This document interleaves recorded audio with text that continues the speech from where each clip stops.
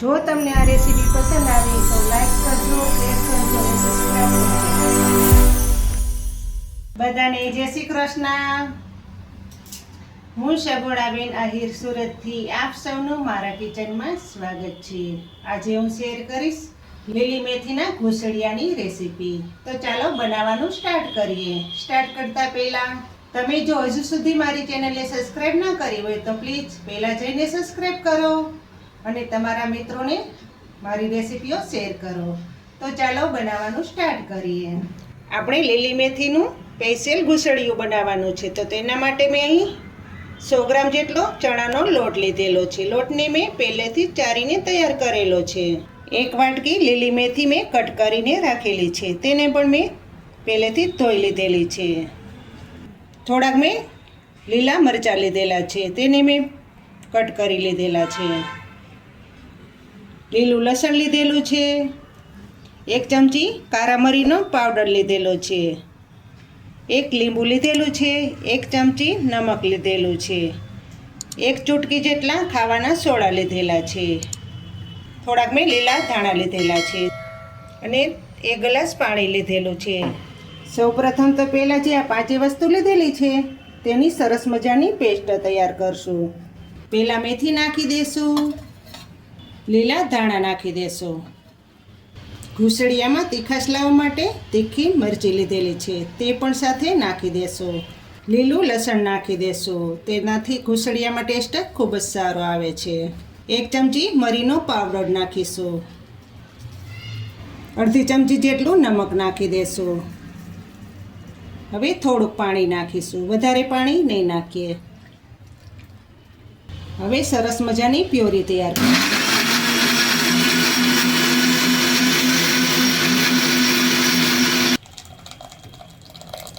આ રીતની એકદમ પતલી પેસ્ટ તૈયાર કરી લેવાની.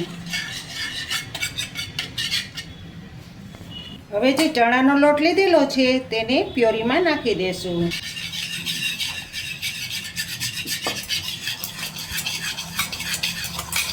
આ રીતે સરસ રીતે ફેટી લેવાનું જેથી કરીને ઘૂસડિયામાં ગાંઠા બિલકુલ ન રહે. હજુ થોડોક નાખીશું.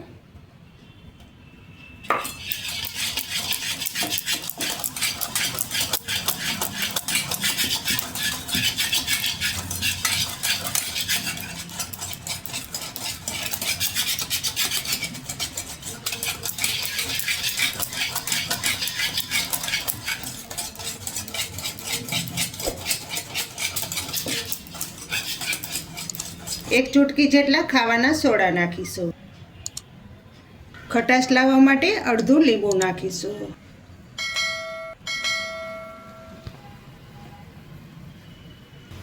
એક ચપટી જેટલી હિંગ નાખીશું. બધું બરાબર મિક્સિંગ કરી લેશું.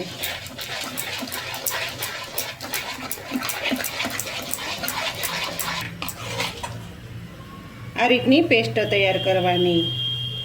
આ રીતની ઘરમાં બોટલ પડેલી હોય તો તેનાથી તમે ઘૂસડિયું બનાવી શકો. આપણે આ પેસ્ટને બોટલમાં નાખી દેશું.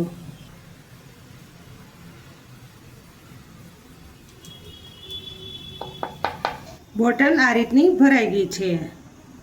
એ ઢાંકણામાં આ રીતનું કાણું પાડી લેવાનું. એક સાઈડ મેં તેલ ગરમ કરવા પણ મૂકી દીધેલું હતું. તેલ સરસ ગરમ થઈ ગયું છે તો તેમાં હવે ઘૂસડિયા બનાવી લેશું. તેલ વધારે ગરમ થઈ ગયું હોય તો ગેસ ધીમો કરી નાખવાનો.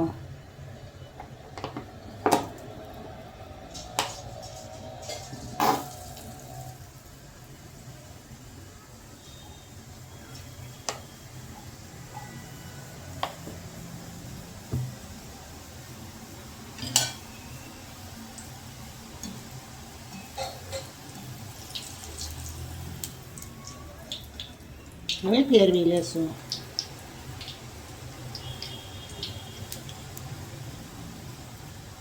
આ ઘૂસડિયું ખાવાની ખૂબ જ મજા આવે છે. આ રીતનું થવા દેવાનું.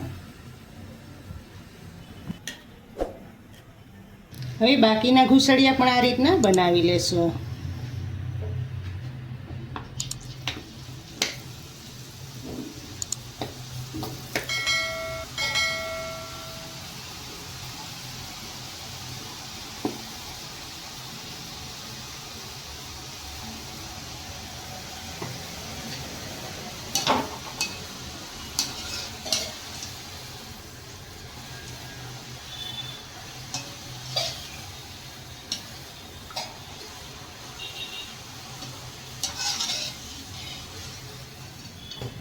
તો તૈયાર થઈ ગયું છે લીલી મેથીનું સ્પેશિયલ ઘૂસળિયું. તમને જો આ લીલી મેથીના ઘૂસળિયાની રેસીપી સારી લાગે તો મારી ચેનલને લાઈક કરજો, શેર કરજો અને ભૂલ્યા વગર સબસ્ક્રાઈબ કરજો. કમેન્ટ કરીને કહેજો કે તમને આ લીલી મેથીના ઘૂસળિયાની રેસીપી કેવી લાગી અને તમે ચોક્કસથી બનાવજો. ખૂબ જ ખાવાની મજા આવે છે. ફરી મળીશું એક નવી રેસીપી સાથે. ત્યાં સુધી જય શ્રી કૃષ્ણ, જય માતાજી.